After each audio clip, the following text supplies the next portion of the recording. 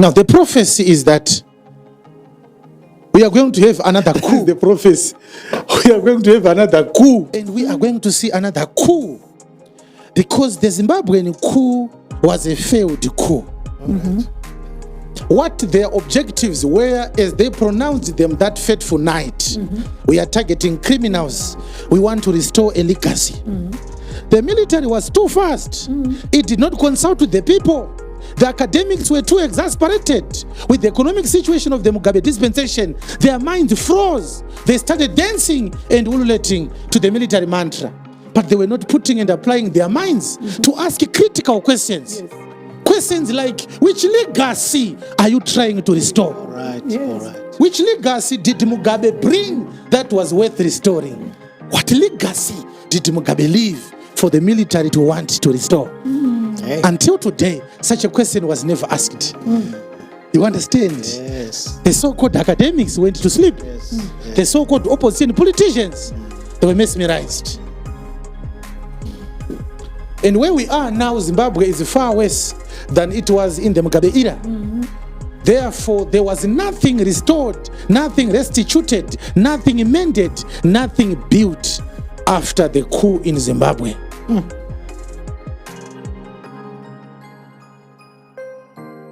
So, there's something that I want to give as a prophecy, but I want to give you a background of how this prophecy came to me. Okay. The people who were participating in the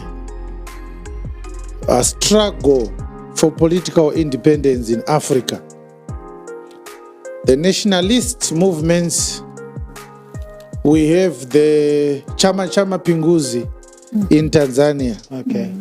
We have the ANC led by the Kwame Nkrumahs and the Julius Nyereres. A lot of people do not know that ANC is not the name of a South African political party. ANC is the name of an African political party that consolidated. ANC, Okay. Zimbabwe used to be a member of the ANC. Right. Zambia used to be a member of the ANC. Okay. Angola used to be a member of the ANC. Ghana used to be a member of the ANC. Wow. Yes. But because political parties were then banned from time to time by the colonial governments of these small countries, they had to come up with new names over and over again. Okay. From NDP to ZANU, and so forth. And now we have this creature called ZANU-PF. This is the issue. The nationalist movements, the nationalist political parties that then organized themselves into armies. The Zanla forces in Zimbabwe, the Zipra forces, Yes. the Mau Maus. Yes. And then they fought protracted armed struggles, armed wars with the white colonial settler regimes. And after a very long period, they got independence, and that's where we are. There is a certain issue that did not work well that I need to expose. Okay. Us who were born after these wars were fought, us who were born after independence, we read about how our people were oppressed by the whites. Yes. And how they had to, our ancestors, our fathers, our brothers, had to organize themselves to go to war, to fight injustice, Yes. to fight repression, to fight oppression, Yes. to fight subjugation, to fight segregation, systemic racism, economic subjugation, economic alienation, economic deprivation. Yes. We read about it. They organized themselves and they said, enough is enough, let us fight. And they fought. Many of our sisters and brothers and mothers and fathers, grandfathers and grandmothers died. Eventually, Because of numerical advantage, we won these wars. Some of these countries did not win. Independence came as a result of United Nations resolutions. Yes. Every colonial master country must give back the native peoples of those lands, their country, so that they can govern themselves. So it was because of these resolutions that most of African countries eventually became independent. It wasn't because we were better than the whites at fighting for most of the part. Colonialism had lost its beauty on the international stage. Okay. Yes. And so at international level, it was now being frowned upon. So colonial nations were now being coerced by international law and by international treaties to abandon colonialism and colonial structures and hand back the nations to their people. This is what happened. So we got our independence. One of the reasons why we are backward as Africa today, it is because those who fought the white settler regime did not commit, and listen to me carefully, did not deliberately commit to impart with clinical precision and military accuracy the experiences that led to the armed struggle. What kind of oppression were you facing? How were you being treated? It's written in books, but there were never lectures, there were never interviews that were properly conducted where those who were abused stood up to speak, those who watched their parents being abused and tortured, and those who lost their livestock in the Land Husbandry Act, the Land Apportionment Act. How did they got affected emotionally? And what then was the trigger moment when they finally said enough is enough. Let us go and fight to regain our dignity. I want to submit to you before I give this prophecy that this is a betrayal. Okay. Africa, as it is in its present day form, has lost connection with its past because the present day generation was deprived of proper historical accounts of what happened for us to be where we are. We only know that our fathers went to war. Some left school, some ran away from paying jobs. Some left one-day-old children to go to war. What was the motivation? There was never a consolidation of these struggles. No. I want to submit to you that it was deliberate. At this point tonight, I won't be able, I will refrain myself from pointing the finger. Who was responsible for the gagging of proper historical accounts of what happened for us to fight so much of a formidable colonial force where we could not reasonably anticipate to win, even though we got help from the communist and socialist countries like Cuba, Russia, China, and others. We had no room and we had no prospects of winning the war. The odds were against us. People were not lured by prospects of victory to fight the whites. Right. They were simply motivated by having had no other choice than to face the dragon head on. Yes. They said it's better to die trying than to wait for these monsters to be visited by an angel to soften their hearts. I want to submit to you that we have not had enough contact with the oppressive life or systems our forebears lived through, that then motivated them to take up arms and fight a repressive system. To us, most of us, people like me, I come from a family where brothers which are still alive are all veterans, and uncles and fathers were all veterans. So we had some closer contact, and we had accounts from close relatives. But at a national level, there wasn't a deliberate effort by our government. Imagine if we had a program, say once every week on TV, where we continue to be reminded of how the white men, the British, the French, the Belgians, the Germans, how did they treat us? And when did we actually say, let's go to war? To sit down with those who went to war. What day did you decide to go to war? What triggered that day? Yes. I want to submit that there is a deliberate ploy to disconnect us from that important past. Okay. Because fast forward to 40, 50, some African nations are now 60 years old since they regained their independence. Yes.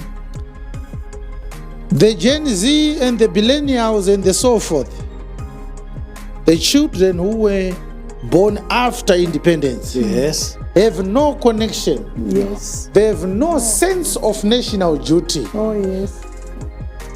which is something that I want to accuse the liberation political parties in Africa.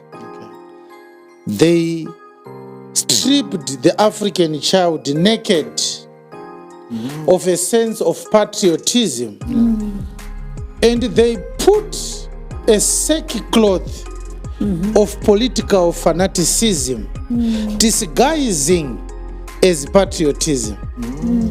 The patriotic spirit that led to the liberation war was replaced by a fake dimension of patriotism, where the love of the political party is now the description and the definition of patriotism. So they took away the proper patriotic doctrine, and they said, this, you must know that the love of our party is patriotism. The love of the current president is patriotism, which is not only nefariously false, but it is corrosively blindfolding. Yes. Because when you have a conversation between a true patriot and a political fanatic, how many Africans are able to distinguish the two? The one who is talking about rebuilding the nation, Yes. and the one who is talking about defending the status quo. How many African children are able to distinguish when politicians are talking to say this one loves his country, this one loves his president? Yes. How many Africans are able to do that? The question is, did it happen randomly, or it was systematically carved into us? Forget the love of country. Drink the wine of political ideologies that are manipulated with the bias of maintaining those that are in power to retain in power until the donkeys come home, if they will come home, that is. This is a serious problem. Why did they never want to discuss the pains that led to the war in detail? There are two explanations, but they are not exhaustive. This is not a political lecture. I want to give a preface, so I can't explore everything. The first reason is the political struggles that were fought in Africa were not holy wars entirely. Right. They have their own taintings. Yes. They have got their own sad stories. Yes. The quest to gain independence was not sought after by men and women with pure hearts or with patriotic hearts. All right. So many sad things happened along the way. So the desire to really explain everything is being choked by the bad moments, the embarrassing moments, All right. the betraying moments. All right. When people abandoned the struggle for nationalism and then they started pursuing personal interests. Yes. Havasi kuda kutaura nhoroondo yese nekuti mukati menhoroondo yekurwisa vadzvanyiriri muchida kutsanangura kudzvanyirirwa kwataitwa nevapambevhu vachena varungu. Yes. Mune vamwe futi vana vevhu vakachererwa vabayiwa nevamwe vana vevhu. Yes. Yes. Pachinzvimbo chekuti ngatibatanei tirwise vapambepfumi pane vamwe vaidzipana futi mukati imomo. Yes. I can tell you of a surety that in Zambia there is not less than 100,000 Zambian citizens now who were born to Zimbabwean war fighters, comrades. Children were born during the liberation war. Yes. They were dumped in Zambia. Tine vana veZimbabwe vakazvarirwa muZambia asi vana baba vavo makomrades edu.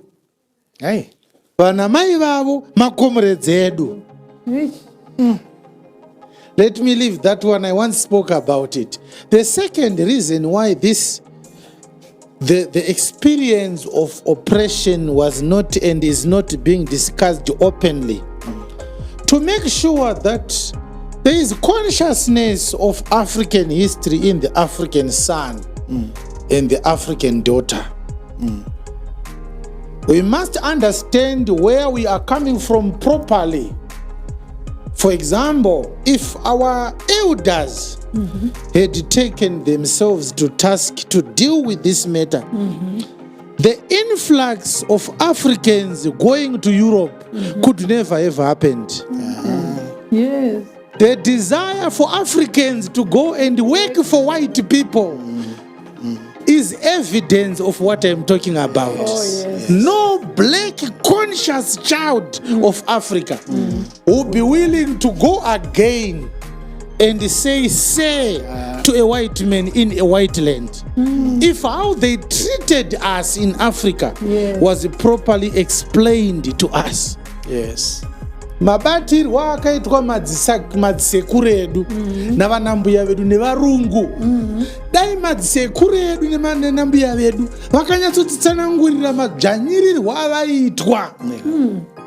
Hatina mwana weAfrica izvezvi angadai achiti green pastures kutaura England. Hakuna kana one. Hey.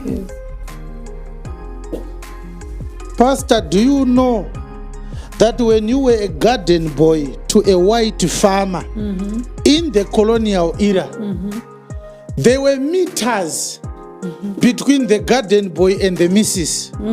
Violating those meters, you would be flogged at the police station. Hey.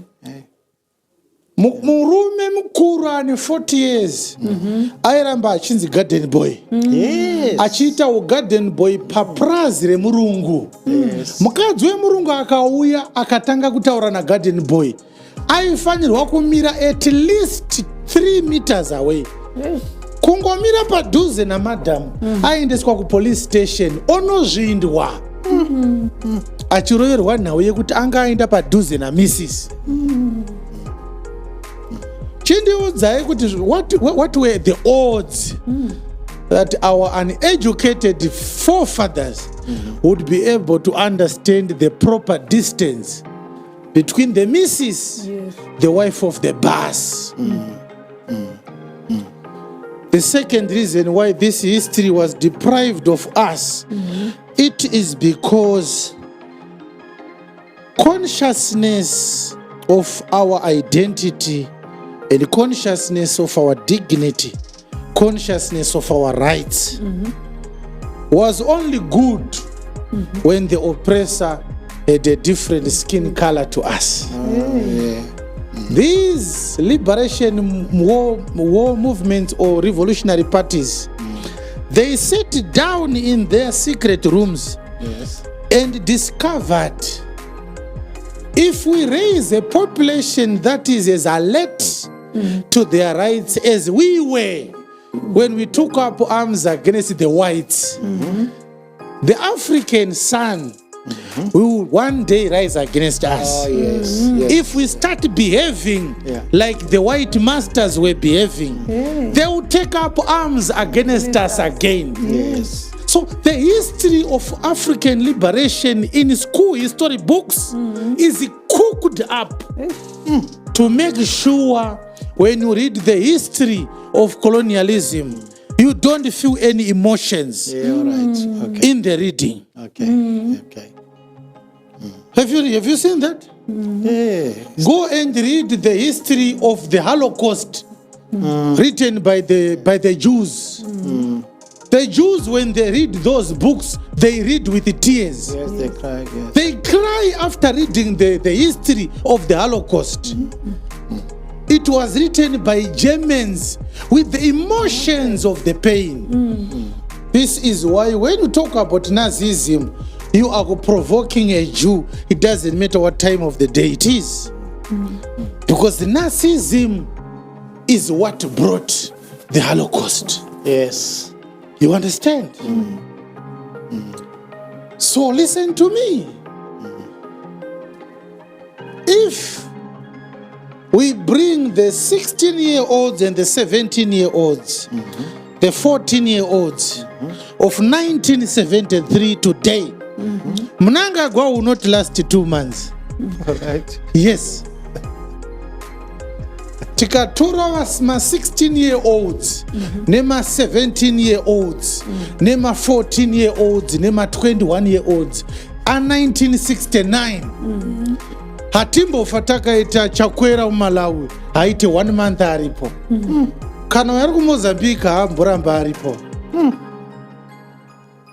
The apathy, the nonchalance and the docility of the African son and the African daughter is a deliberate plot by the political elites. Right. It's a syndicate. From the churches you find in Africa to the syllabus in the school of Africa, they are all designed to consolidate a doctrine of passiveness in the African child. Hey. When you hear and when you see oppression happening to your fellow brother, the first thing you think about is the verse that says, give the other cheek. Designed to make us sheep for the slaughter. Yes, yes, yes. They were messiahs, but they've become the sadists today. They didn't want a revolution against themselves. So they said, we are going to preside over a state that is people with no ideological capacity to question the status quo.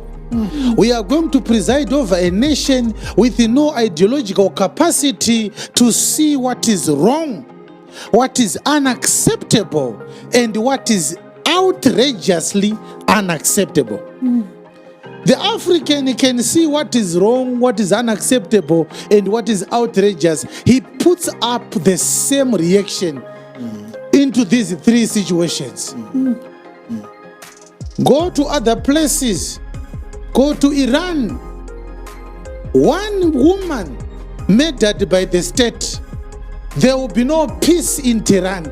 All the women stood up to protest against a tyrannical government because an Iranian woman was beheaded for not wearing the hijab. Women protested over the Ayatollah regime in Iran. Women, they protested alone. But we have endless lists of African sons and daughters disappearing. The men are the ones writing on Facebook, there's nothing we can do. The women of Iran are stronger than the men of Africa. The women of Iran are stronger than the men of Africa. The women of Afghanistan are stronger than the men of Africa. But we did not become weak by coincidence. We were put in a cooking pot. The education system boiled us from grade 0. By the time you are a graduate, you are now a certified sheep, a certified follower, a certified disciple of the politics of kleptocracy. Now, the prophecy is that we are going to have another coup in Southern Africa.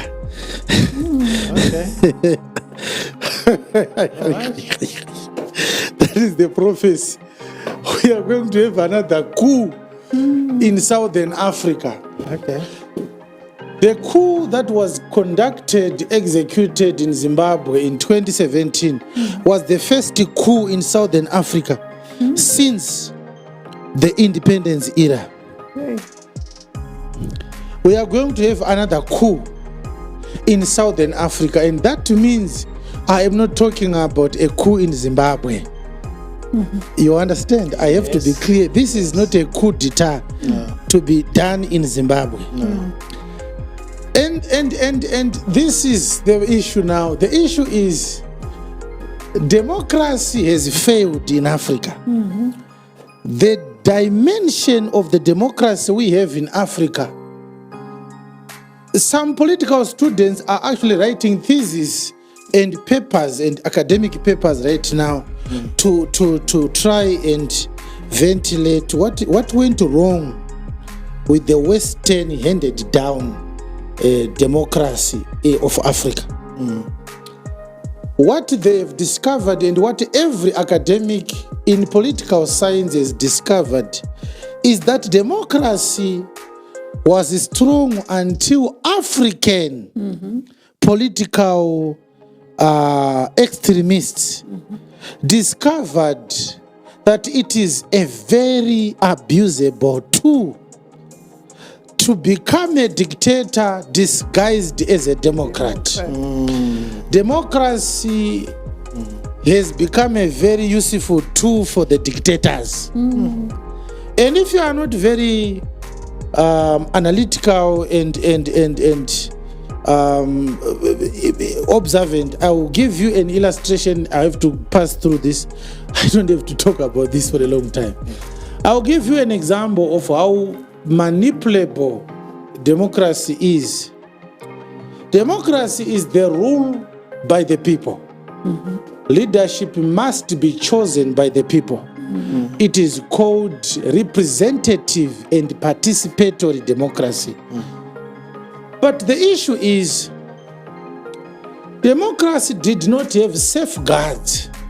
For example, if it is about who gets the most votes, what happens if somebody uses certain tools to force people to give him the most votes?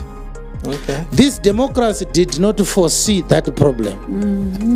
It ended by saying, if you get the most votes, you are democratically elected. It did not provide for the methods by which people obtain popular vote. So African dictators are simply frog marching their citizens to the polling stations. Vote for me or you disappear this week. After people vote, they publish the election results. I have won! The winner! And people can't do anything about it. The argument is, didn't you say, I need to receive popular vote to govern my people? Yes, we said that, but no, there's no but. Did I not win by a landslide? Yes, you won, but no, there's no but. I have won. Go and sit down, my friend. I'll be your president for the next 5 years. This is one of the weaknesses of democracy. It did not have safeguards on the methodology by which popular votes are obtained in an election. The second problem with democracy is the psyche of the voter. The quality of the voter. What if the voter is an idiot? Right. Democracy did not provide for that. Yes. What happens, Pastor Shuma, if the voter is an idiot who doesn't know the right person to govern him? Yes. Yeah. The principle of the free-willed kind of democracy is flawed because it is dished out with the presumption that all people are competent to choose the right leader for themselves, which for 50 years now, Africa is a good a good sample field to prove that the theory is wrong. We have so many people who have no capacity to vote. And this is also looked down upon as an abrogation of the doctrine of equality. All men are equal. But it's not true now. Yeah.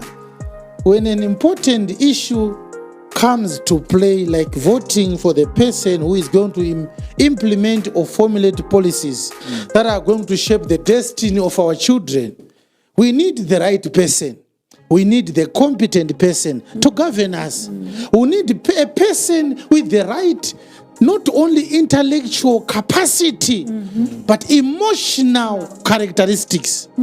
Is he human enough to govern the people? Yes. Is he empathetic to the problems of the people? Does he have a heart? We need to think about that. Yes. The question is, the people who are choosing their president do not know what are the parameters along which a president is chosen.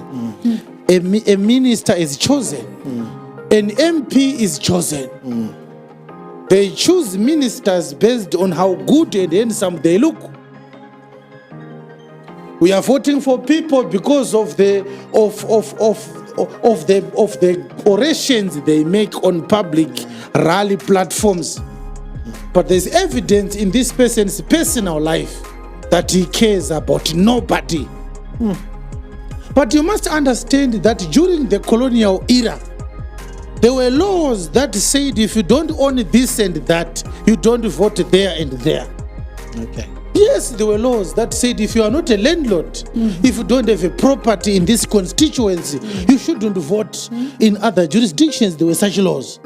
How can you vote choosing an MP when you don't have vested interests in the development of this constituency? Yes. Some argue to this day that the criteria of those governments had wisdom in them. Unovota unei. Ukavotera munhu asiri ucharasikirwa nei. If you have got nothing to lose, what are the odds that you care the quality of the leader you are electing into office? What do you have?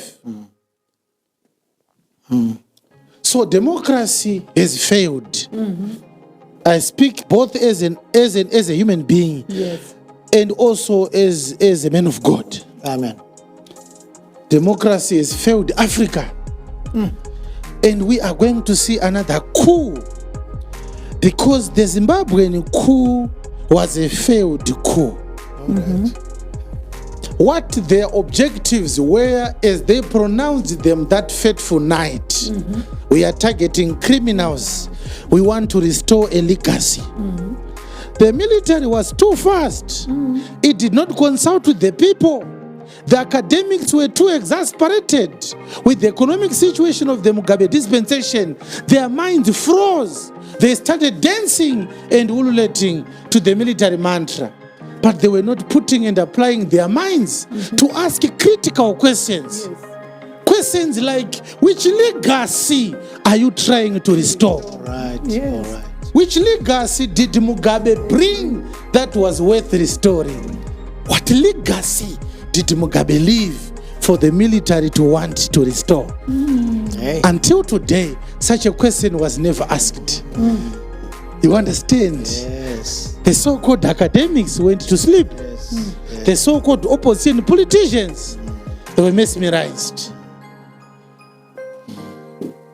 And where we are now, Zimbabwe is far worse than it was in the Mugabe era.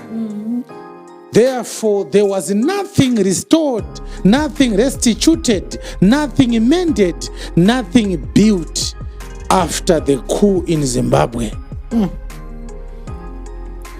But that doesn't mean that Mugabe needed to stay longer. That's not what I'm talking about. I am simply talking about the barrenness of the Zimbabwean 2017 coup. Yes. It is as barren as the Mnangagwa's Second Republic. We are going to have another coup in Southern Africa.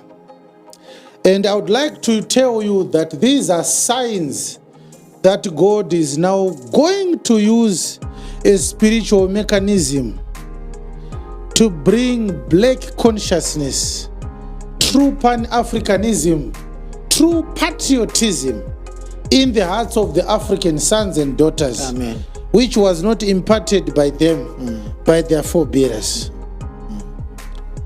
The African population is so docile that instead of formulating homegrown solutions to our own problems, we are also looking west, expecting our former colonizers to come and rescue us. What a pathetic expectation. Anyone who hopes that Europe and America will rescue their country is a decorated idiot. And we have no shortage of such people. And the unfortunate thing is they also are voting in our elections, such people who hope that America will bring solutions to our problems. That will never happen. America, which was helping the apartheid government in South Africa to stay in power, and refusing to help the nationalist leaders there to remove the apartheid government, because it was the last Southern African country to gain independence. Who was supporting the Boer regime in South Africa? It's United States of America. But someone today thinks that the United States of America cares about Africa. What are you talking about? Now let me stop talking about this. I just wanted you to know that since democracy has failed, Africa needs to come up with a different form of leadership ideology. Okay. That is more superior to the handed down democratic ideology borrowed from the West. We are going to have another Ibrahim Traore situation. It may not measure up to what Ibrahim Traore is doing, but it's a step in the right direction. Okay. Freedom from our own black brothers and sisters. This is what Africa needs. African states need liberation. Yes. Not from the white colonial government, but from a black bourgeois government. That's what Africa needs. Yes.